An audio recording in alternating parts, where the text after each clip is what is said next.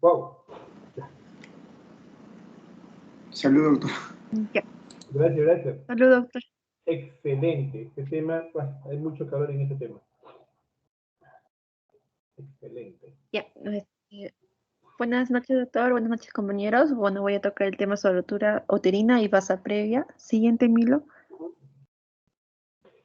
Estamos Bueno, grabando la sesión. Sí, discúlpame. Me parece correcto me parece adecuado que por respeto al menos tengamos nuestras cámaras activas, mostrando nuestra atención a a la presentación de su compañera. No es correcto tener cámaras permanentemente apagadas. Como ustedes se han dado cuenta de todas las sesiones, procuro tener la cámara prendida porque yo les debo un respeto a ustedes. Esa misma reciprocidad espero yo recibir de ustedes, ¿no? De tener las cámaras activas dice mucho, pues, ¿no? De la atención y dedicación que tenemos a esta sesión. ¿Sí? École, estamos muy bien. Muy bien, salvo la ponente que ha manifestado que va a tener que... Bueno, se entiende que cuando pone la actividad entre actividades de presentación, uno de los componentes se desactiva. Muy bien, es esta aclaración, podemos empezar. Raúl Alfonso Garibay, buenas noches. Muy buenas noches, doctor. Sin ser pesado o antipático, me parece que en las sesiones anteriores no has estado.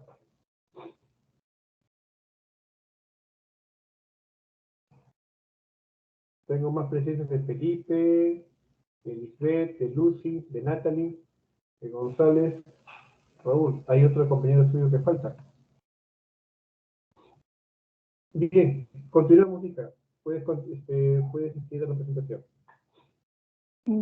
Ya, doctor. Entonces, la rotura uterina mencionaban que es la solución de continuidad de la pared uterina en el útero grávido y esto va a ocurrir mayor de 22 semanas. Entonces, aquí vamos a ver que se va a observar en pacientes que tengan cicatrices anteriores, por ejemplo, cesáreas o que hayan tenido una resección de miomas, como podemos ver en la imagen derecha. Y esto que va a afectar la cavidad abdominal. En la ruptura uterina mencionan que se divide en dos partes, se clasifica en dos partes, ruptura completa y ruptura incompleta.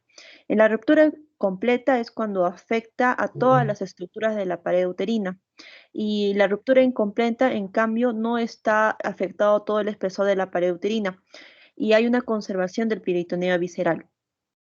Siguiente. Correcto.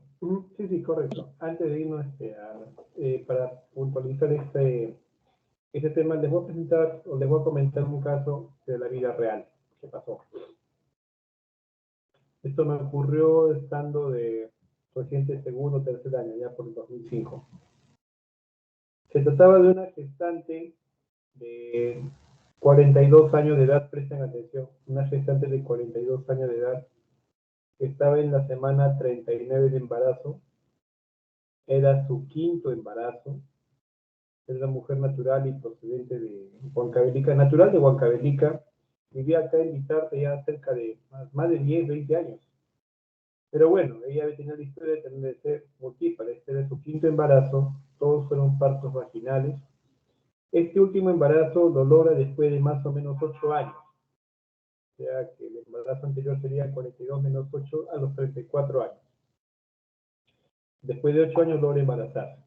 Tenía la historia ella de que todos sus partos, los 3 primeros partos habían sido en su casa, cuando vivía ya por Huancavelica, y el penúltimo fue pues parto institucional, fue acá en el hospital de Vitarte. Entre lo llamativo de esta paciente es que ella tenía sus controles prenatales completos, más de 5 controles prenatales. En el antecedente inmediato era que sus bebés habían ido pesando, a ver, el mayor nació con un peso de 3 kilos 600, el segundo de 3 kilos 700, el tercero de 3 900, el cuarto de 3 800. Claramente sus bebés lo fueron aumentando de peso conforme llegaban al final del embarazo, un peso apreciable. Y esta gestante viene en trabajo de parto de emergencia de Hipólito Unanue, en fase activa de trabajo de parto, estando con 6 centímetros, con una incorporación al 90% y un plano de descenso de -1, es hospitalizada a sala de parto. Sala de parto se procede a la vigilancia del desarrollo del embarazo, de tal manera que, estando con 6 centímetros a las 7 de la noche, a las 10 estaba completa. A las 10 de la noche ya estaba completa. A las 7 de la noche, 8, 9, 10, de 6 centímetros a 10, prácticamente lo hizo muy rápido, casi llegando a un parto precipitado, ¿no? Y se produce el parto. Se produce el parto, un bebito de 4 kilos 100, buen Apgar, buen llanto, musculoso, bien enérgico y sin ninguna afectación llamativa en el feto. Él nació y en la evaluación macroscópica del pediatra, ok. Pero la gestante, perdón, ya habiendo dado parto, comienza a hacerse control de porqué. ¿Sí? El control de los siguientes 10 minutos. A los 20 minutos, la paciente comienza a quejarse. Doctora, doctor, me duele. Doctor, siento mal. A lo que el personal que estaba en ese momento, justo era las 11 de la noche, era la hora de la cena.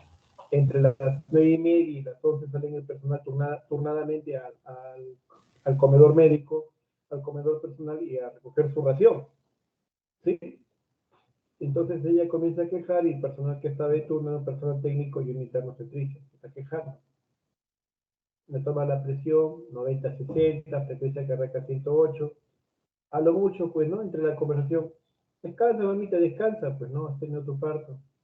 ¿Y de qué estoy despierto? Desde anoche estoy despierto. Ah, ya, pues, por estás cansada, descansa, hija. Toma agüita. 20 minutos después del parto. 25, 30 minutos. Señorita, me siento mal. Ya estaba el personal, estaba todo el personal en la sala de partos, había otra gestante que monitorizar. Señorita, y de pronto la paciente se puso pálida, blanqueó los ojos, comenzó a boquear y ahí falleció en los siguientes instantes. Falleció. Paro, está haciendo paro. Se introduce mano en vagina para ver de repente, pensando que puede haber sido una hemorragia postparto, un atonio uterino, no, total salvaje, estaba en desesperación. El útero se sentía blando, no se sentía acorde, pero se sentía que la barriga también, cuando palpabas el abdomen, como que el abdomen estaba distendido. Y la paciente estaba ya pues inconsciente, pálida, morada, y en eso nomás viene la UTI y procede pues a cateterizarle doble vía. Las UTI estaban tratando de ponerle vía, no podía porque también era gordita esta señora. Viene UTI y proceden a desfibrilarla. ¿Qué ha pasado? ¿Por qué murió? Muerte materna en hospital Niño 31. La paciente, por la familia, nos enteramos de que ella en la mañana había ido a un médico particular de Unitarte, que lo estaba viendo en un consultorio particular, y le dije, ¿sabes qué? Tienes 39 semanas para que nazca tu bebé, te voy a ayudar, y le pusieron misoprostol. En la jerga, ¿no? Un cachito de misoprostol, una prostaglandina que tiene la propiedad, las prostaglandinas, este tipo de misoprostol son empleados frecuentemente para lo que es problemas de gastropatía. Para la gastritis crónica, el misoprostol tiene clara indicación, pero lamentablemente también tiene otros efectos secundarios que pueden ser tomados como para abortivos. Con feto vivo puede ayudar a la maduración cervical, pero hay que ser cauto. Ese era el único nexo, se le había puesto una vez, 2 veces le había puesto. Y la última fue por el mediodía. Como ella llegó en la noche, llegó rápido. El doctor no está de turno. Se hace la autopsia, una solución de continuidad del útero. En la cara posterior, de unos 5 centímetros. Ya, se había producido la rotura uterina, pero aquí quedó llamativo. Ponente. La pregunta al ponente. ¿Esta ruptura uterina se habrá producido con feto vivo? Cuando el feto estaba ahí en útero. ¿Qué opina el ponente? La ponente. Ah, sí, bueno, estaría con feto, el feto sería muerto. para que veas más o menos, ¿no? Lo que puede haber, lo que pudo haber ocurrido. Cuando estaba en trabajo de parto, probablemente el útero todavía estaba indemne. Es en los últimos pujos para que salga bien donde se pudo haber terminado por romper el útero. Y claro, el feto nació enérgico, llorando, pero la paciente fue tocada de muerte en ese momento. En los últimos pujos del parto es donde se produjo la rotura, ya prácticamente para que el feto salga.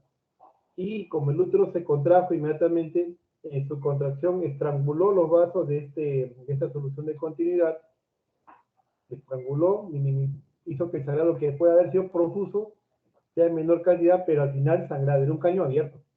Y llegó a un punto crítico a los 20-25 minutos, y que sencillamente la paciente no pudo más y colapsó. El útero de una mujer no gestante perfunde a razón de 40-60 centímetros cúbicos de sangre en minutos, pero cuando está al final del embarazo, puede perfundir prácticamente casi 1 litro de sangre. Entonces esta paciente llegó a un punto crítico de hemorragia que la colapsó. Y era una rotura uterina. Y era una rotura de un útero indemne. Otro caso es de una gestante que esta sí era cesárea anterior. Una vez, esta señora había tenido 3 hijos parto normal, el último fue por cesárea, perdón, el penúltimo por cesárea y la gestación actual. Y la señora hizo rotura uterina en el trabajo de parto dentro de 3,8 kilos. ¿Qué pasó? Entonces acá viene discusión. ¿Por qué unas sí, por qué otras no? La ruptura uterina viene a ser la solución de continuidad, propiamente la rotura de este tejido del útero, que puede ocurrir bajo 2 condiciones generales. Una, que una paciente con un antecedente de cirugía previa, cirugía de cesárea, cirugía de miomas, ¿sí? Cirugía previa. Y a ese tipo particular de rotura se prefiere llamar dehiscencia. Dehiscencia. Es el término más adecuado, hablar de una dehiscencia de cicatriz. Entonces, las rupturas, dicho en otras palabras, más frecuentes actualmente son en úteros cicatrizales, es decir, dehiscencia. Y preferimos reservar el término de ruptura específicamente para aquellas soluciones de continuidad en un útero íntegro, indemne, que no tiene historia de haber tenido alguna cicatriz. Y el uso de misoprostol en estos úteros cicatrizales aumenta dramáticamente la incidencia de ruptura uterina. Tanto así que hoy por hoy es sinónimo de ruptura o licencia, ¿no? Que sea una gestante que era cesárea anterior y que de seguro le pusieron misoprostol para provocar el parto o mejorar las condiciones del parto. Y la ruptura puede ser completa, claro, cuando afecta todo el espesor de la pared uterina, o incompleta. Y ahí también entramos en discusión, ¿no? Porque también esto puede ser dehiscencia. Lo que pasa es que el útero, en una cicatriz previa, se estira. Hágase cuenta que fue un minifan. Así se va a ver el útero en una condición de dehiscencia. Se ve como una bolsa transparente y uno hace el abordaje de la cesárea, ¿sí? Y ve el útero y justo donde está el feto se ve como si fuera una capa de minifan o de plástico. Ya prácticamente todo el miometrio se ha abierto y solo el lacerosa que está como una capa de plástico que cubre. Esa es una forma de ruptura incompleta, pero bien avanzada. Y esto puede haber. Ahora sí continúa, hija. Ya. Bueno, en tema de la frecuencia de la rotura uterina, da entre 0,02 o el 0,08% en todos los partos, o sea, no es tan frecuente. Y los que tienen antecedente de una cesárea previa, pues sí aumenta la frecuencia, que es del 1,5% al 0,2%. La incidencia a nivel mundial es de 1 a cada 6,673 partos. Como vemos, no es tan frecuente la rotura uterina. Y aumenta dramáticamente cuanto más cirugías previas tenga el útero. Te cuento que la rotura uterina, si bien es infrecuente, es considerada una verdadera catástrofe. ¿Por qué? Porque esta es una patología que tiene las más altas tasas de mortalidad asociada una vez que se sospecha o se hace el diagnóstico. una patología muy preocupante porque la posibilidad de muerte o de complicación es elevadísima. Esta es una verdadera emergencia o catástrofe obstétrica. En obstetricia moderna, 3 son las patologías que están asociadas a ser catástrofes. Una es la distocia de hombros, la otra es esta, la rotura uterina, y la tercera es la basa previa. Continúa, hijita. Ya. Continúa. En el tema de la etiología, sí, estaba copiando lo que mencionó, doctor.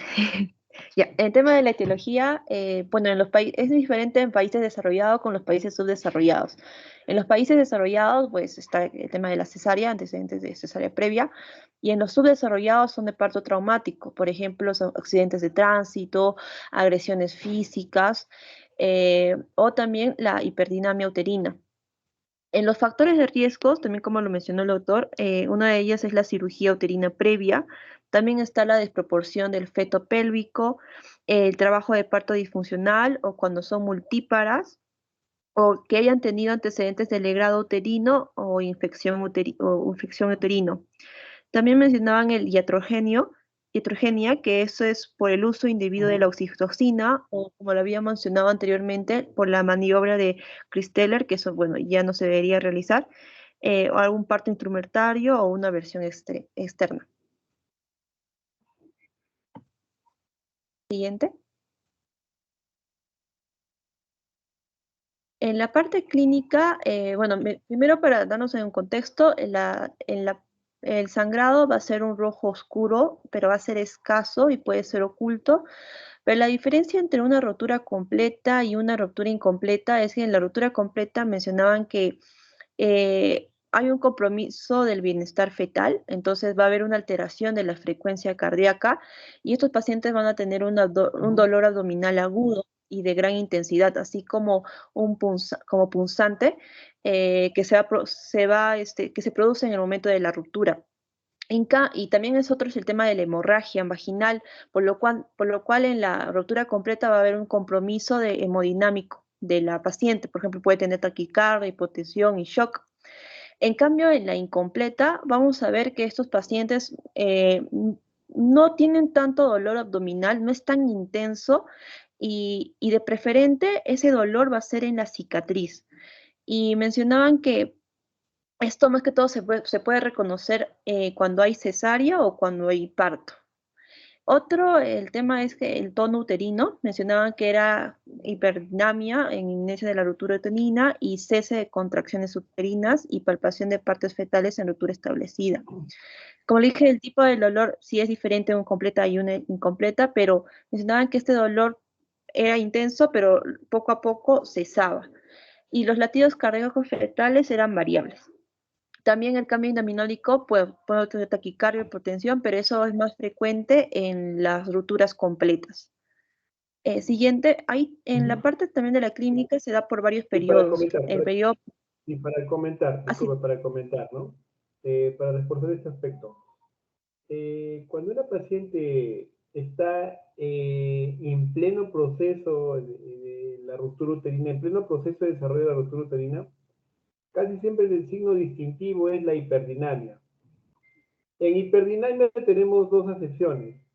El aumento de la frecuencia de contracciones uterinas, ¿sí? Es decir, la taquisistolia, más de 5 contracciones en 10 minutos. Y la otra acepción es el aumento de la intensidad, lo que sería una hipersistolia. Entonces, en hiperdinamia puede haber taquisistolia e hipersistolia. En este caso, la hiperdinamia, en ambas cosas, una hipersistolia, taquisistolia. Y lo que vamos a ver es que la paciente está muy quejumbrosa. El útero está, pero bien contracturado, bien contracturado, bien contracturado, de tal manera que es difícil palpar las partes fetales, está pesadumbrada de dolor la paciente, y es posible encontrar algunos reparos anatómicos, ¿no? Como son los ligamentos redondos del útero que se pueden palpar como si fueran dos cordones a los lados del abdomen, que son los cordones del ligamento redondo engrosados, le llaman signo de Frommel. Y el útero, como en la gráfica que vas a mostrar ahí, va a tener una cuña. El útero, el abdomen va a tener una especie de cuña. a ese cizallamiento o cuña le llaman signo de Van porque es por la formación de esta zona del segmento, pero acuñada, está en la forma de una cuña que se ha dibujado en el útero. Continúa, hija. Ah, ya, sí, entonces, en el periodo, bueno, en el parte de la clínica se da por el periodo prodrómico. En este prácticamente nos va a hacer prever la posibilidad que pueda existir una ruptura uterina y podría estar en los casos de una distosia anterior, por ejemplo, en el embarazo, en un anterior embarazo hubo algún problema que haya provocado una alteración en el descenso o también un trabajo de parto prolongado, la dinámica uterina cada vez sea más intenso o las pacientes que son muy ansiosas, intranquilas o no descansan entre las contracciones también podremos verlo como un posible ruptura uterina. En el periodo de inminencia, acá vamos a encontrar el signo del Bandel. Acaba de existir una elevación del anillo normal de la contracción que ocurre en la fase activa del trabajo del parto. Y en la parte en el examen físico, un clic lo puedes hacer, Mila, por favor.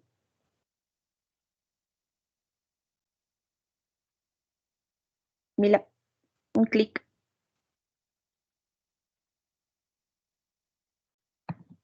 Creo que no sé.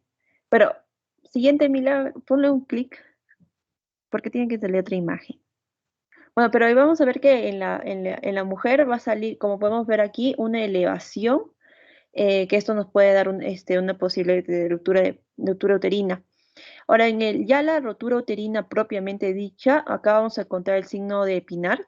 El signo de Pinart más que todo se va a caracterizar porque hay una edema y congestión a nivel del cuello uterino, como podemos ver en la imagen, y tiene un color violáceo.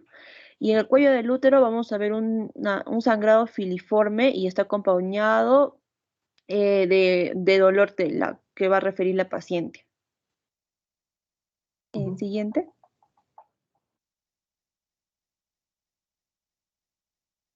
Siguiente, Mila. Ajá. En los exámenes auxiliares, bueno, mencionaban que sí o sí, bueno, por el tema de estado hemodinámico, por ejemplo, si es porque no vamos a ver si es ruptura completa o incompleta, tenemos que hacerle, por ejemplo, el hemograma completo, porque va a estar quizá hemodinámicamente, no va a estar hemodinámicamente compensado, la glucosa, la urea, la creatinina, también el perfil de coagulación, el grupo sanguíneo y el RH. Mencionaban también las pruebas cruzadas y en las imágenes mencionaban la ecografía para poder descartarlo. Siguiente. Y acá tengo, mencionaban aquí en el flujograma, por ejemplo, viene una paciente mayor de 22 semanas con sangrado vaginal. Y aquí, por ejemplo, si se confirma sangrado, primero, como quizá pueda estar hemodinámicamente inestable, pues hay que ponerle vía. Y le tenemos que poner una solución salina del 0.9%, del 9%. También hay que poner a la paciente en posición de cúbito lateral, ver cómo están sus vías aéreas del paciente, todas sus funciones vitales, cómo se encuentra la paciente. Entonces, si le quiere oxígeno, también hay que darle oxígeno, quizá catéter nasal. Y luego de eso, pues cuando la paciente ya le estabilicemos a la paciente, tenemos que realizar el examen físico y también los exámenes auxiliares. Ahora nos vamos por la parte de la derecha nada más. Y si estos pacientes, por ejemplo, mencionan que no cesan las contracciones y se palpa partes fetales en el abdomen, pues hay que sospechar una rotura uterina y aquí inmediatamente como tratamiento se debería hacer la laparotomía. Eh, la laparotomía inmediata y para poder hacer la extracción del feto y la placenta y también tener una revisión de la cavidad abdominal, ¿no? Ver quizá cómo está la vejiga, cómo está el recto, todo eso. Correcto. Sí, sí, siguiente, Mila. Acá hay un caso clínico y también esto lo agarro más porque en este caso clínico, para hacer un preámbulo, se confundieron de diagnóstico. Entonces, antes de empezar, pues hace 2 días también, Cuando fui al hospital, pues vino también una paciente, solo para tener en cuenta esto, que es muy importante tener la clínica y ver también cuándo es su última regla y cómo es su regla. Entonces, su menstruación en realidad. Entonces, hay que tener en cuenta que a veces un mal diagnóstico pues puede llevar a la mortalidad materna. Y bueno, en el caso que solo voy a contar así brevemente nada más por el tema de que tenemos que saber el diagnóstico o precisar el diagnóstico, pues esta paciente en el hospital le dieron que tenía, por ejemplo, a pesar que tenía náuseas, tenía sensibilidad en los pechos, y en su test en sangre, por ejemplo, salió negativo, en test orina negativo como 2 veces, le descartaron que estaba embarazada y le dieron medicamentos porque tenía problemas en el hígado. Bueno, supuestamente tenía problemas en el hígado, le encontraron cualquier cosa y al final pues ya viene a un consultorio y le sacan la ecografía y tenía 10 semanas de gestación. Entonces hay que tener en cuenta eso de que no hay que, ya sea test en sangre, ya sea en test orina sale negativo, su menstruación pues tuvo una menstruación mes pasado, pues hay que tener en cuenta todo esto. Ya, bien esto, entonces este paciente femenina tiene 26 años y ella menciona que tenía un dolor abdominal fuerte de intensidad de inicio en la región periumbilical y posteriormente fue irradiado en ambas fosas ilíacas. Bueno, no había alcalmia con el uso de analgésicos de uso común y bueno, este paciente presentaba diarrea y náuseas. Los antecedentes personales, Ujú. pues era asmática, grupo sanguíneo A, RH positivo, niega todo tipo de alergia. En tema familiar también nada sin importancia. En tema de antecedentes ginecobstétricos, bueno, le da menarquía de los 13 años, es irregular esta paciente, no tomaba ningún método anticonceptivo, pero sí tenía antecedentes de cesárea sementaria en el 2009 por desproporción de cefalopélvica. Ahora, la fecha de su última menstruación era incierta y también la paciente no se acordaba. Y justo en ese momento, pues ese mismo día estaba sangrando y yo, por el destino, pues coincidía más o menos con su menstruación. Entonces, en el examen funcional tiene un dolor intenso en ambas fosas ilíacas, tenía náuseas, anorexias y tenía un sangrado leve genital que justo concordaba con su menstruación, bueno, aparentabamente, ¿no? Entonces, en el servicio de cirugía general, le diagnosticaron como un diagnóstico presuntivo como abdomen agudo infeccioso para confirmar la impresión diagnóstica. Y aquí no se le realiza una prueba monoclonal ni examen físico ginecológico, ya que por inicio de periodo menstrual ya tenía un sangrado al día anterior. Siguiente. Ujú. Entonces, a esta paciente Subestimaron el final, hecho de una, si le hacemos por un subestimaron el abdomen hecho de que agudo puede estar gestando. Ajá, sí, y después, y esto más que todo porque había una descomposición hemodinámica, su frecuencia cardíaca era 106 por Recuperación. minuto, y una descompensación hemodinámica, la frecuencia era 106 por minuto, la presión era 100 por 60 milímetros de mercurio y la frecuencia respiratoria 22 por minuto. Y así que le deciden hacer una laparotomía exploratoria media infraumbilical. En este caso también hay que ver que esto, justo en ese momento mencionaban que no había ecografía y por eso tampoco no lo llevaron a hacer una ecografía. Entonces, y en la laparotomía hallan que había 300 litros de sangre y también había placenta libre en la cavidad abdominal. Mencionaban que esta placenta Ujú. pues sí tenía con los cotiledones, estaban completos felizmente, de 10 por 15 centímetros, pero y no había una adherencia a los órganos intraabdominales. Entonces aquí ya, en verdad, ya vieron también que el feto estaba sin vida en la bolsa amniótica, tenía 18 semanas de gestación, como podemos ver aquí en la imagen derecha, tenía 455 gramos y la talla de 32 centímetros. Y bueno, acá ya continuaron. También el segmento inferior de la pérdida de continuidad había una cara inferior de 6 por 4 centímetros y comprometía el espesor del miometro y la serosa, como podemos ver aquí en la imagen. Pero ya, y aquí ya solicitaron la intervención de un obstetra de guardia y que procedía a la limpieza quirúrgica de la cavidad uterina, ¿no? Con una cureta cortante, mencionaba. Y estaban extrayendo los restos placentarios y también hacerle una histerografia, también mencionada en este paciente. es que en algunos casos se puede suturar. En algunos casos todavía nos puede dar tiempo, sobre todo cuando queremos tener un enfoque conservador reproductivo. Imagínense que eso le pasara a una joven que era su primer hijo, ¿sí? El niño nace mal, o de repente en óbito, tenemos la solución de continuidad y podemos aún apelar de repente, ¿no? A ser conservadores con el útero y hacer una rafía. Otras veces, la hemorragia puede ser tan profusa, el compromiso vascular tan notable que intentar la rafía solo incrementa más morbilidad y más sangrado y termina en histerectomía. Esas decisiones se tienen que tomar en la marcha. No hay un libro o fórmula mágica que te diga pues cuál es la mejor acción. Son verdaderas emergencias o catástrofes, como decía. Continúa, hijita. Así. Ya, ahora, siguiente. Ahora pasemos en la basa previa. Mencionaba aquí la basa previa se produce cuando el cordón umbilical se inserta en las membranas en lugar del centro de la placenta. Ay, no puedo ver. Ya. Entonces, prácticamente es la inserción del cordón en la bolsa amniótica en vez de la placenta, ¿verdad?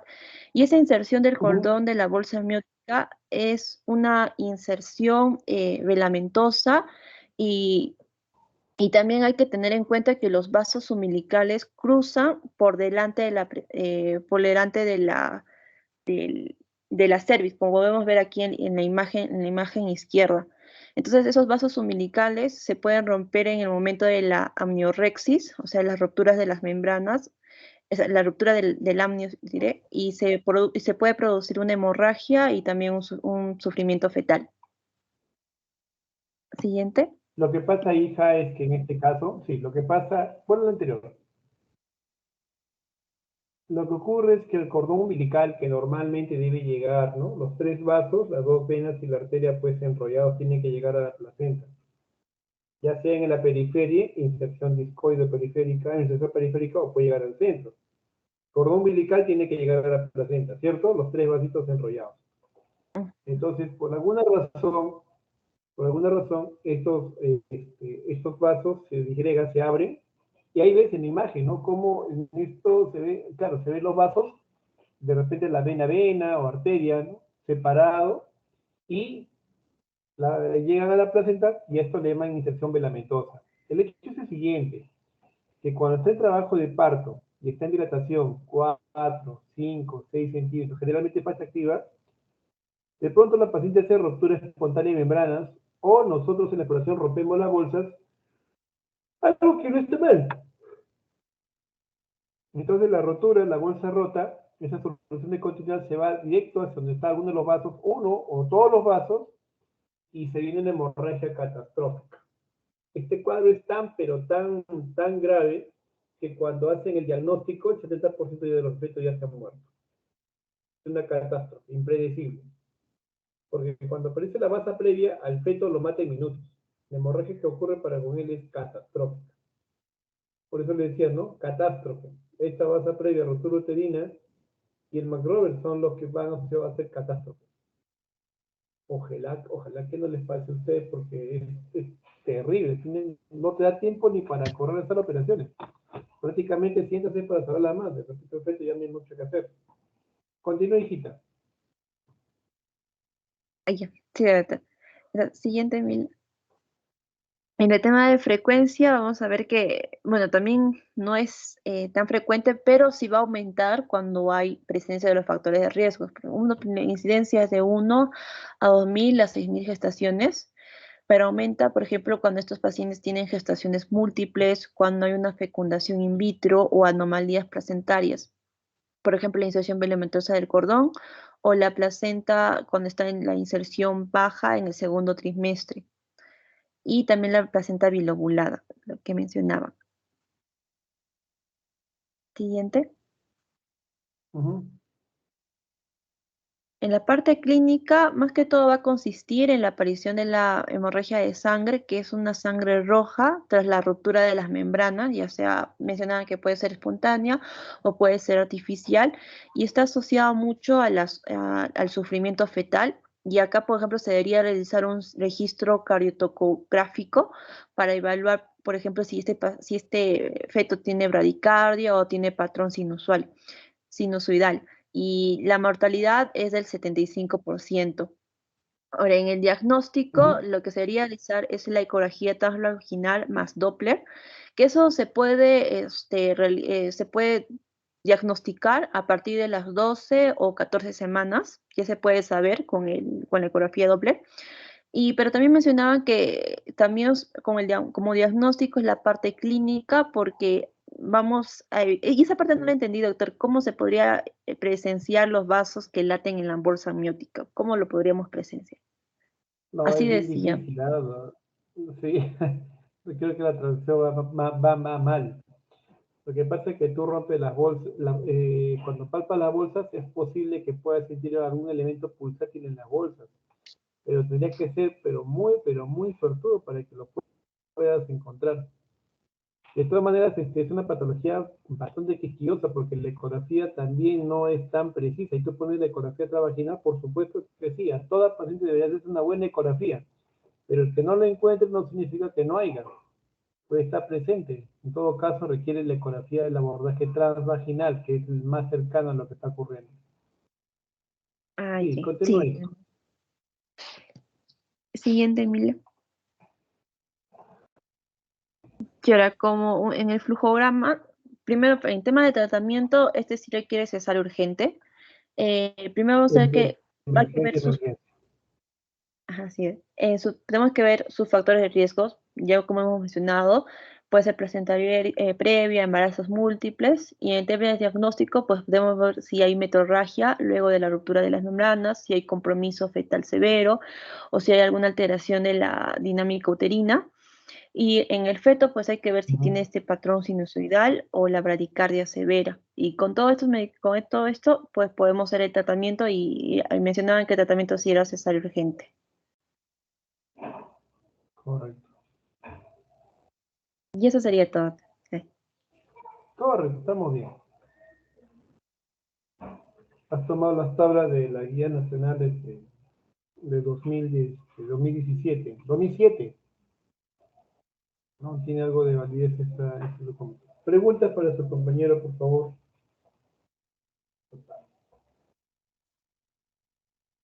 José, Lisbeth, o hago las preguntas yo.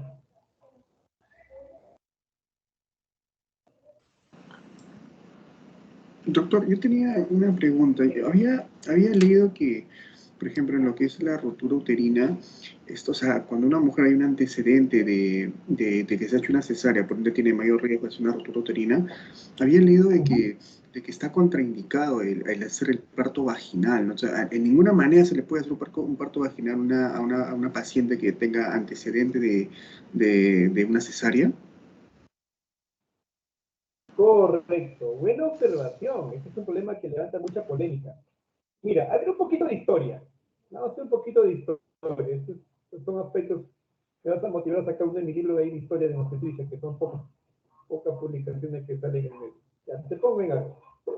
Mira, la cesárea no es novedad. La cesárea es un concepto y es un procedimiento que data por lo menos desde la época romana, desde la época de la edad antigua, cuando estaban los romanos.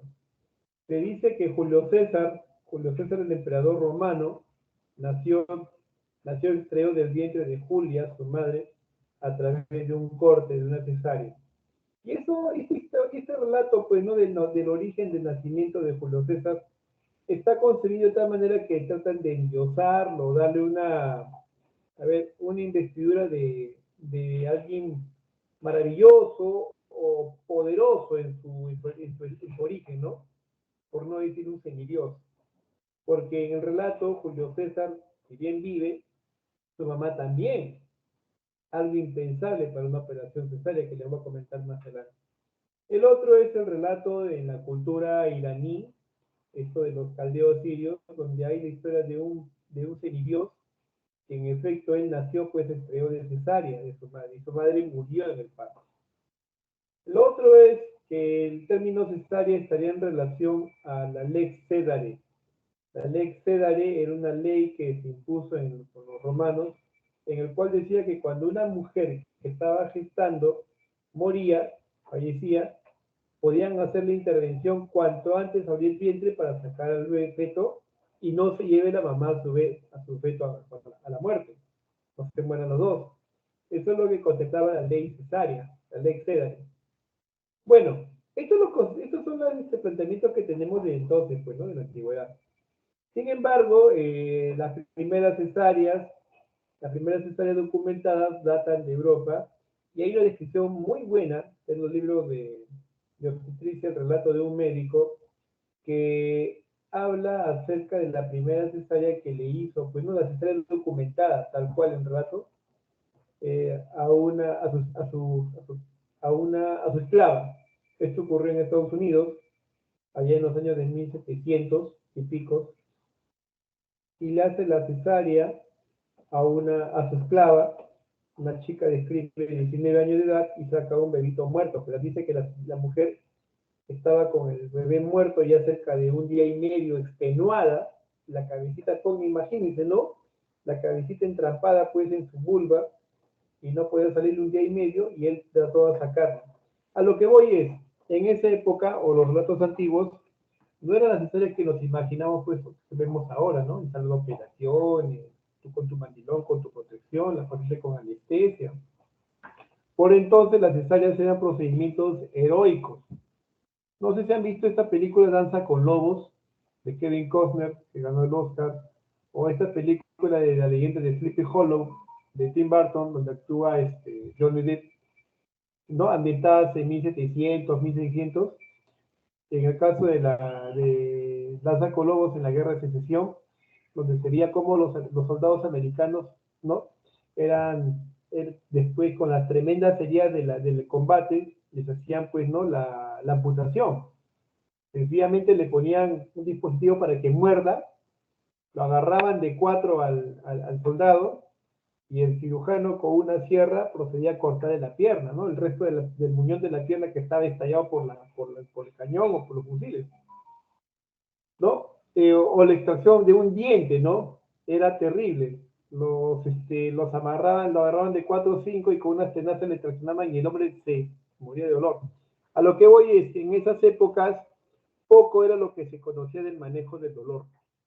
Ya en el libro de farmacología de Goodman and Gilman, cuando tú ves el tópico de anestesia, ahí describe que los primeros anestésicos fueron, pues, odontólogos. Los odontólogos nos dieron a conocer Morton. Antes de Morton ya se hablaba del éter, del cloroformo, como gases anestésicos. Entonces, antes no había ese concepto de anestesiología. Hacía y se moría de dolor. Eso es uno. Dos, los conceptos de la asepsia antisepsia. Eso ya vino después con Lister, con Samuel Wellensheim, el que dio a conocer la sepsis, le dio a conocer lo que es la sepsis. El solo hecho de lavarse las manos y usar un medio protector limpio disminuía la tasa de infecciones. Esos conceptos vendrían ya después, a final del siglo antepasado, a final de 1800. La técnica quirúrgica, el uso del catwood. El catwood recién se conoció casi ya un poco al empezar el siglo XX. Entonces teníamos todas las condiciones favorables para que este procedimiento sea una tortura. ¡Ah! ¿Y qué hay de la oxitocina? La oxitocina es reciente. La oxitocina fue descubierta casi a la par de la Segunda Guerra Mundial. Chicas, si ustedes hubieran nacido a comienzos del siglo pasado, 1900, 1920, hubiera vivido 1930, 1940, 1900, antes de 1920, si ustedes hubieran tenido cesárea, la tasa de muerte por cesárea era por encima del 90%, 99.9%. Si le hacían a uno de ustedes una cesárea, era porque se iba a morir de dolor, desangrada o infectada. ¿Cuánto hemos avanzado hoy por hoy? Hoy que alguien se muere una cesárea programada es impensable, pero antes no era así. Entonces, el abordaje de la cesárea fue descrito, lo describió este médico. En esa época los que hacían la cesárea eran médicos así, por no decir aventureros, osados, que lo hacían en quiénes, en sus esposas, en sus hijas. No es que, doctor, quiero que le hagas cesárea a mi esposa que está viviendo acá a 5 cuadras o a 1 kilómetro, ¿no? No era así. Eran situaciones muy, pero muy temerarias. Y se describe ese caso, ¿no? De esta mujer de negra, que 19 años de edad, que tuvo un hijo de 4 kilos 100, que estaba muerto un día y medio en sus genitales, y que lo sacó a pedazos. Bueno, a lo que voy es. Entonces, el abordaje de la cicatriz del útero era hacer una incisión del ombligo para abajo. Ojo, doctores, la incisión en la piel no significa que sea la misma que se hace en el útero. La incisión que más se realizaba en el pasado era la mediana infraumbilical, debajo del ombligo unos 3 centímetros en línea vertical hacia el pubis. Esa es la incisión de la piel, el celular subcutáneo y los músculos, una incisión mediana. Una vez que tú tenías expuesto el útero, tenías otra forma de abordar el útero, la incisión al útero. En este caso, la forma más frecuente, hasta finales del siglo antepasado, 1900, era la incisión corporal, que consistía en hacer una incisión sagital en el fondo y cuerpo del útero. ¿Por qué ahí? Porque al hacer en esa zona, tenías la presentación del potito y ahí lo jalabas y lo traccionabas. Y con una herida mediana, con una incisión mediana en la piel, tenías pues una apertura grande. El tema era de que la incisión mediana, la incisión en el útero, la incisión corporal, era una incisión que tomaba a la parte más nutrida vascularmente el útero, el fondo. Y este fondo, cuando lo abordabas, se venía una hemorragia copiosa, en la zona más sangrante. Pero ahí no acababan las cosas, sino que esta zona, cuando cicatrizaba y que sobrevivía la paciente, para un siguiente embarazo, esa zona se rompía con facilidad, hacía licencia. Así que, chicas, si a uno de ustedes le hubieran hecho cesárea antes de 1900, de seguro que no vivían ni para contar. Y las pocas que sobrevivían prácticamente estaban condenadas a una rotura. Era terrible la medicina. Bien, en 1912, un médico inglés, Von Rocker, publica sus primeros trabajos, su producción de haber hecho unas 10, 15 cesáreas, pero nos da el concepto del segmento, una porción inferior del útero que tenía características peculiares de cicatrizar mejor y que esta zona del segmento podía permitir el parto, la dicha observación que le podían tener parto vaginal sin mayor complicación. Monrocker nos hace pues, ¿no? el conocimiento de la cicatriz de la incisión del útero y el beneficio de que esta paciente podría tener un parto vaginal. A lo que voy es que no toda paciente sometida a una cesárea tiene que ser necesariamente repetida la cesárea. Es un concepto que hoy no es destacado. Una cesárea no jala a otra cesárea. Es posible a una gestante darle prueba de parto. Es posible a una gestante permitirle que pueda tener un parto vaginal después de una cesárea. De hecho, el parto vaginal es el parto vaginal es el parto fisiológico, el que respeta la integridad, no solo de las paredes, el útero y la estructura, sino permite una pronta recuperación de la paciente, es menos sangrante, tiene una mejor recuperación postoperatoria, es más fisiológica. A las 2 horas de haber dado luz, una dama está consolidando de lactar, caminando, yendo al baño. En una cesárea la confinas a que esté postrada, y acuérdate que el primer factor de riesgo para endometritis postparto es cesárea. Entonces, los pros y contras de una cesárea son bastante altos. Es más perjuicio una cesárea que un parto vaginal. Lamentablemente nuestra sociedad lo ve con un cierto desdén, ¿no? Disculpen lo que le voy a decir, pero hay grupos que ven en el parto vaginal una cosa de gente pobre, de incultos, por no decir, de la servidumbre, de la gente pobre. ¿Qué? ¿Cesárea? Yo cesárea no, estás loco. Perdón, yo parto vaginal no, estás loco. No está gritando, no está sufriendo. Mira, para mí, la cesárea se configura incluso como una condición como un aspecto de condición social. Si te hicieron cesárea, es porque tú eres una persona que trabajabas y tenías posibilidad económica. Y si hicieron parto vaginal, este no tiene plata, este fue seguro un hospital. Entonces, así se ha llegado a entender incluso la cesárea en la actualidad, cosa que no debe ser así. El parto vaginal de por sí es fisiológico, es lo más beneficioso, pero lamentablemente incomprendido, ¿no? Porque muchas veces optamos por la cesárea. Y ahí está el tema de la cesárea. Yendo a tu pregunta, Felipe, si una paciente debería ser sometida a una cesárea de manera rutinaria, no. Si una paciente, la pregunta era, si una paciente después de una cesárea podría tener parto vaginal, sí puede tener parto vaginal. A eso se llama prueba de parto después de cesárea. Y para que una dama tenga prueba de parto después de una cesárea, tiene que cumplir las siguientes recomendaciones. Uno, que la cicatriz uterina previa, la cesárea previa, sea segmentaria. Primera condición, inefable. La cicatriz o la cesárea previa tiene que ser segmentaria, es decir, que la hayan hecho en la zona del segmento. Actualmente, más del 90% de las cesáreas que se hacen en el mundo entero son segmentarias. Y eso es un punto a favor. Uno. Dos, que no tenga historia previa de alguna cicatriz uterina de miomectomía, metroplastía. Uterinas, a la trompa o ectópico no hay problema. El tema es el útero. Si esta paciente ha tenido alguna cicatriz de una perforación uterina, una rafía, o le han sacado miomas, ya le quita esa posibilidad de ser candidata. Tercero, que tenga un periodo intergenésico largo, por lo menos un periodo intergenésico mayor a 2 años. La posibilidad de diseño de cicatriz uterina aumenta dramáticamente cuando es menor a 2 años. Por tanto, 2 años es el punto de corte. Mayor o igual a 2 años. Cuarto, que la paciente no tenga ninguna patología que por sí solo contraindica el parto vaginal. Obvio, microbio, si tiene un feto que está en transverso, ¿sí? O está haciendo placenta previa, o está haciendo, un DPP. No vas a pensar darle prueba de parto en ese momento, pues. Con semejante patología, está contraindicado, por sí solo. El otro es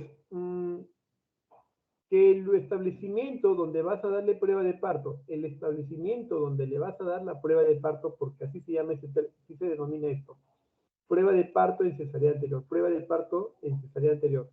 El establecimiento de salud donde le vas a dar prueba de parto, ojito, pestaña y ceja, tiene que ser un establecimiento que cuente con pediatra, ginecobstetra, anestesiólogo, sala de operaciones disponible, las 24 horas del día. Por tanto, si vas a dar prueba de parto en una posta o centro de salud, yo le voy a dar yo le voy a hacer el parto porque mi maestro es el doctor Caipiro y el doctor Tello, lo máximo. No hagas eso. Te puede meter en problemas porque puede llevar la ruptura uterina. Puede haber ruptura uterina y ahí te va a salvar. Ahí no hay nada que tu maestro te enseñó, no, es una desidia, una licencia. No le puede dar prueba de parto en un puesto o centro de salud, tiene que ser en un hospital. ¿Sí? Y lo otro, sin ser menos importante, es que la paciente esté de acuerdo con la prueba de parto. Importantísimo. Y eso se plasma a través del consentimiento informado. Tiene que estar de acuerdo. No es que, señor, usted tiene para parto vaginal, no fastidio, usted parto vaginal. No. Ella tiene que estar de acuerdo con la prueba de parto. Entonces, esas son las condiciones. Que la cesárea anterior haya sido segmentaria, que no haya habido ninguna cirugía uterina previa, que el periodo intergenésico sea más de 2 años, que no tenga ninguna patología intercurrente que contraindique el parto vaginal, que se cuente con las condiciones de un establecimiento de salud permanentemente las 24 horas para hacer operaciones. El último, el que la paciente esté de acuerdo con la prueba de parto, y sin ser también mucho menos importante, que se cuente con banco de sangre, ¿no? Entonces, tomando todas estas consideraciones, sería posible, Felipe, darle la prueba de parto a una cesárea anterior. Sí sería posible. Si no lo tienes, olvídate. Profesor, ¿y cómo sé que es una paciente que ha tenido una cirugía uterina corporal? Un detalle importantísimo. El segmento se forma más o menos a la semana 28 a 37, 31. Por tanto, si tenemos la historia de una dama que le han hecho cesárea a las 28 semanas, 27 semanas, ¿habrá formado el segmento, Felipe? Lucy, ¿se habrá formado el segmento a la semana 26, 27? Lucy. Sí, doctor. Tengo que salir, doctor, para poder poner activo. Yo creo que no, doctor. Si no se ha formado el segmento, entonces, ¿sería posible que le des prueba de parto vaginal? No. Ahora a eso quiero llegar, o sea, tú no sospechas de que le han hecho una cesárea segmentaria si la cesárea ha sido más de las 31 semanas. Pero si la cesárea le han hecho por prematuridad antes, existe la alta posibilidad que sea una cesárea corporal. Y si es cesárea corporal, Felipe, ¿le vas a dar prueba de parto? Con la alta sospecha de una cesárea corporal, ¿le vas a dar prueba de parto en la gestación actual? ¿Le darías o no No, le darías prueba de parto? No le puedes dar. Tiene alto riesgo, el odds radio para que haga ruptura uterina es altísimo. Sería correr un elevado riesgo. ¿Ya? Bien, ese es el contexto de lo que es cesárea anterior. Y bueno, pues nos preocupa actualmente porque la tasa de cesárea está aumentando en el mundo entero. En nuestro país, en algunos hospitales ha aumentado a nivel de epidemia. Y el problema no está solo que hay más que operar. El tema es que una cesárea jala otra cesárea y aumenta el riesgo de placenta previa y acretismo placentario. Esa es la otra pesadilla de la placenta previa. Esta patología emergente. A más las cesáreas, más la posibilidad de que haga placenta previa y acretismo placentario. Después de 2, 3 cesáreas repetidas, el riesgo de placenta previa y acretismo placentario es dramáticamente elevado. Patologías emergentes. ¿Qué les parece?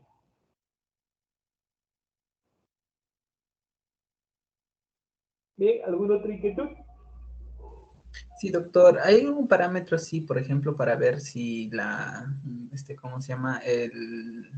O sea, tenía entendido que la cicatriz tenía que pasar como max mínimo 2 años, recuerdo que usted lo mencionó. De repente hay un parámetro así para ver ecografía, algo así, si la cicatriz ya está en óptimas condiciones o no, algo así me parece haber escuchado alguna vez. Me estás haciendo una pregunta de especialidad, te la comento, te lo cuento. Esto fue un tema de discusión, está bien. Me han invitado, va a salir el libro de nuevas evidencias en ginecología obstetricia y del doctor, ¿cómo le hago la propaganda? El doctor Rodrigo Cifuentes es un maestro latinoamericano en ginecología obstetricia. Él me invitó el año pasado para escribir un capítulo de su libro. Y ahí figuro. Voy a dedicarme a otro. Pero bueno, muy aparte de la publicidad, de la propaganda. Muy aparte de la propaganda, sí. Yo con el doctor Natsumura, el doctor, otro de maternidad, bueno, hemos invitados como coautores en algunos tópicos de este libro, y creo que tiene como 35 autores latinoamericanos. Pero bueno, ahí voy, es lo que voy. Muy aparte de la propaganda. Sí hay un score, se llama score de FLAM, F-L-A-M, score de FLAM, score de FLAM, con doble N, F-A-L-A-M. Un tópico bien rebuscadito, se lo he publicado allá en American Journal of Obstetrics and Gynecology en el 2008. ¿Qué decía? Los sistemas de score funcionan muy bien, los scores, así como hay score de Bishop, el score de Apache, el score de Baltasar, el score de Glasgow, ¿sí? Estos sistemas de puntuación siempre son útiles porque bajo estos datos tú tienes una aproximación muy buena, ¿no? Hay un score muy bueno que está saliendo ahora, pues no que salió en el 2016, con una conmoción del score de SOFA. ¿Has escuchado el score SOFA, Lisbeth? El score SOFA, ¿en qué se emplea? Sí, doctor Sofa, pero no me acuerdo bien ahorita. Pero sí hemos escuchado, sí, lo hemos llevado en clase. No me acuerdo.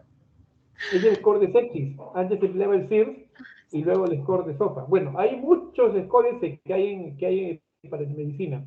Apache, CIRS, Baltasar, Bishop, Glasgow. Y uno de estos scores era el score de FLAM, publicado ya por el año 2004-2008. Este score muy bueno, decía, no tomaba en cuenta, era un score predictivo de parto vaginal en cesariana anterior. Ahí está el nombre redundante. Score predictivo para darle prueba de parto a una cesárea anterior. Y este score de Bishop tenía varios parámetros. Ahí estaba, por ejemplo, edad gestacional. El otro era si estaba en trabajo de parto. El otro era espesor del miometrio por ecografía. Se decía que el espesor del miometrio era menor a 15 milímetros. Dice, la posibilidad de un parto vaginal era remota, era más el riesgo de que pueda ir a dehiscencia o ruptura uterina. Bueno, y tomaba todos estos parámetros, me imagino que habrían hecho un análisis multivariado para sacar todos estos parámetros, y salía pues que este era un score predictivo para aquellas pacientes que quieren darle prueba de parto si va a ser exitoso o no. Así que, yendo a tu pregunta, mi estimado José, sí lo hay. Pero nosotros cuando damos prueba de parto, sopesamos pues también las condiciones, no solo es el hecho de un score, también valorar clínicamente cómo va la dinámica, cómo es la altura uterina, cómo está la pelvis, cómo que se configura la presentación fetal. Y si es posible darle prueba de parto. Sí, doctor, entonces ese es porque yo creo que en una guardia, así cuando el doctor nos invitó a las prácticas en el hospital, escuché cicatriz uterina mayor a 2.5. No sé si ese es cierto o es otro. Cicatriz uterina mayor a 2.5 centímetros, posibilidad de parto vaginal exitoso. Pero ese score de Flan tiene un sesgo. Fue hecho con un muestreo muy bajo, o sea, su potencia de detección era baja. Tú sabes que para que puedas tener una conclusión amplia tienes que tener una revisión. Tienes que tener trabajo randomizado. Tiene que ser tiene que ser en lo posible cegado, randomices bien para que tenga validez. Y este trabajo era bajo la presión de caso control, ¿no? Entonces había cierta naturaleza de discusión si era o no aplicable el muestreo. No se hizo más trabajo del score de Flan, está ahí. Creo que su N era de 68 pacientes. Pero muy bueno, ¿no? O sea, cuando veíamos su chico cuadrado, estaban todos en valores significativos, de significancia estadística, pero su muestreo era muy poco, pues, ¿no? Entonces tiene que haberse hecho más muestreo para ver. Así es. Pregunta rebuscadita, te pongo un 20. No mentira, muchachos se pueden aplicar. Para todos 20 porque se han quedado hasta las 10 y 20 de la noche. Pero el tema es relevante. Preguntas, fulmíneme con preguntas. Doctor, tenía una pregunta más, pero no sé si me permitirá de la práctica de desprendimiento prematuro de placenta y placenta previa, por favor, no sé si podría preguntarle. Ya, correcto, excelente. Dale. Sí, doctor, había, o sea, más o menos como en varias tablas que se nos han mostrado, por ejemplo, el sangrado rutilante, rojo brillante, lo relacionan con placenta previa, ¿no? Y el desprendimiento prematuro de PP lo relacionan con un sangrado más oscuro, ¿no? Pero he visto así preguntas, por ejemplo, de recientado que mencionaban, o sea, un sangrado rojo, o sea, rutilante, pero como que lo que hacía la diferencia era lo que es un útero hipertónico, ¿no? Entonces, quería preguntarle eso, ¿no? Si para diferenciar una placenta previa de un DPP, realmente el verdadero marcador podría ser la hipertonía más que la coloración, ¿no? A ver, una cosa son lo que los libros o los bancos te ponen ahí para que tú parametres, y otra cosa es la vida real. A ver, lo que generalmente está en todos los textos. Diferencias entre una placenta previa y un DPP. Placenta previa, sangrado rojo vivo rutilante. Escarlata. Sangrado del DPP, rojo oscuro, vinoso o en todo caso hasta coágulo. Clínica. Placenta previa, indoloro, no le duele nada, después no sangró.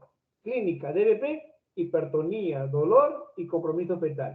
Correcto, eso es para efecto distinguir la A o B. Pero en el mundo real nada de esto tiene una división tan vertical, tan distante una de la otra. Te lo planteo así. Este es el caso de una joven de 32 años de edad. Esto ocurrió en la vida real. 32 años de edad, que tenía su hijita, de 5 añitos, era la Navidad del 2018.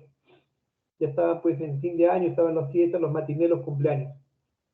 Y esta señora de 32 años era con su hijita de 5 años, le habían invitado a su hijita que vaya a un cumpleaños, ¿no? Vivía acá por la zona de San Juan del Vigancho, por Bayóvar, creo.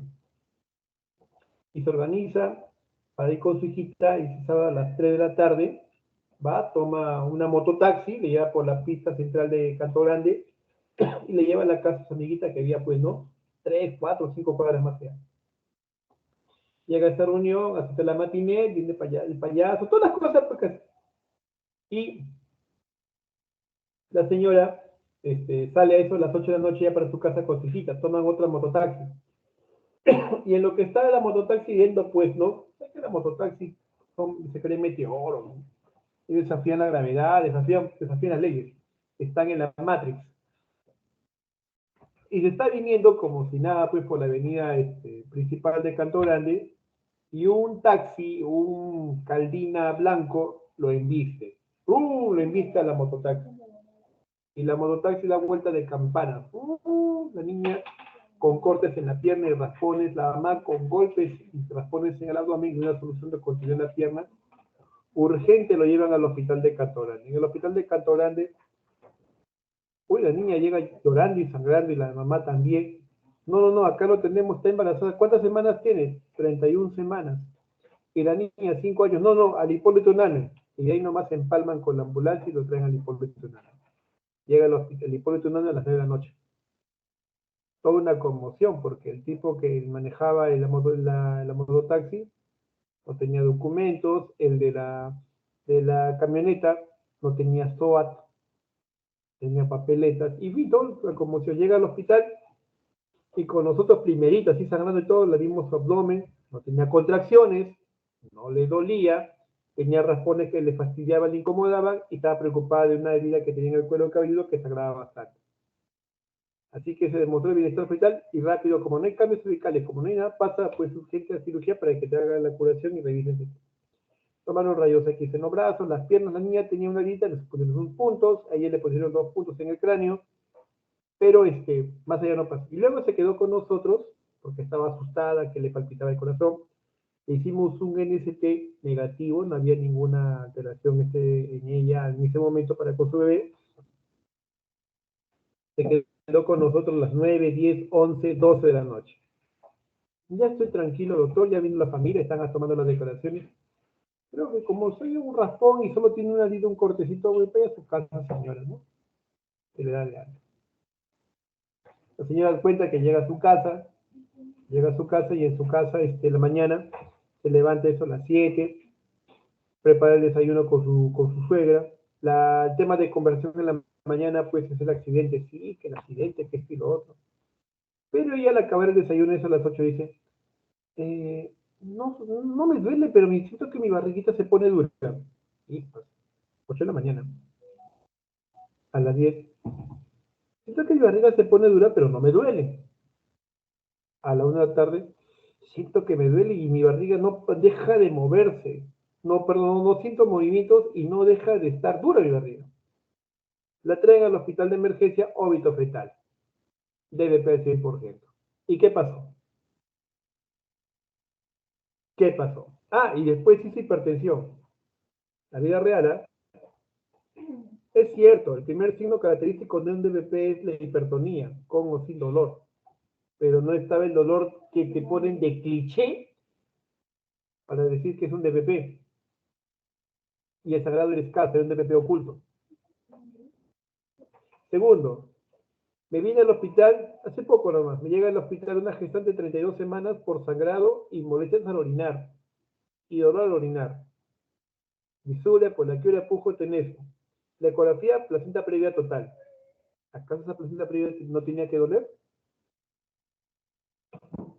En este caso, una patología estaba con la otra o estaba engatillando a la placenta previa. Entonces, lo que voy es, en la vida real, no todas las patologías se presentan como el libro o como una descripción de examen, así, floridas. No, pueden ser una mezcla o una combinación de una y otra cosa. Esa es la medicina que vemos actualmente.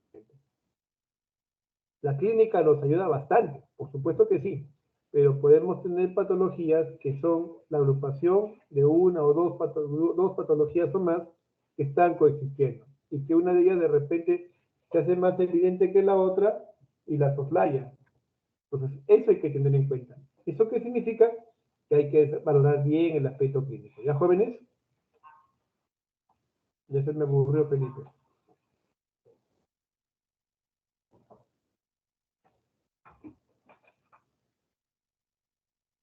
Bien, eso es para tenerlo en cuenta entonces en adelante, muchachos. Las patologías no vienen puras, no vienen tan diferenciadas una de la otra. En la vida real puede haber una mixtura de una o dos entidades a la vez.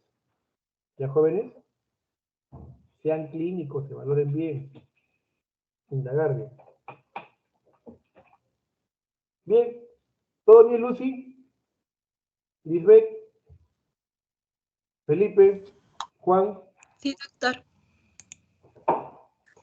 No hay Juan, Correcto. doctor. Juan, No hay Juan, doctor. Jorge, José. Uy, caray. Natalie.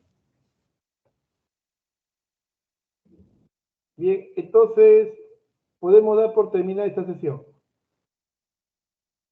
Está bien, doctor. Bien, Muchas nos vemos el gracias. miércoles. El miércoles sí nos vemos en la mañana, no hay escapatoria. El miércoles estoy ahí, tengo disponible en la mañana. ¿Ya? Y ahí Gracias, hablamos doctor. unas cositas, pues, con una grafiquita que tengo ahí de placita previa que le va a gustar. Y de bien didáctica. Bien, nos vemos, Raúl. No te veo, Raúl. Lucy, Hasta luego, doctor. Gracias. vemos, joven. Hasta luego, doctor. Hasta luego, Hasta doctor. luego, joven. Muchas gracias, doctor. No, porque para servirles.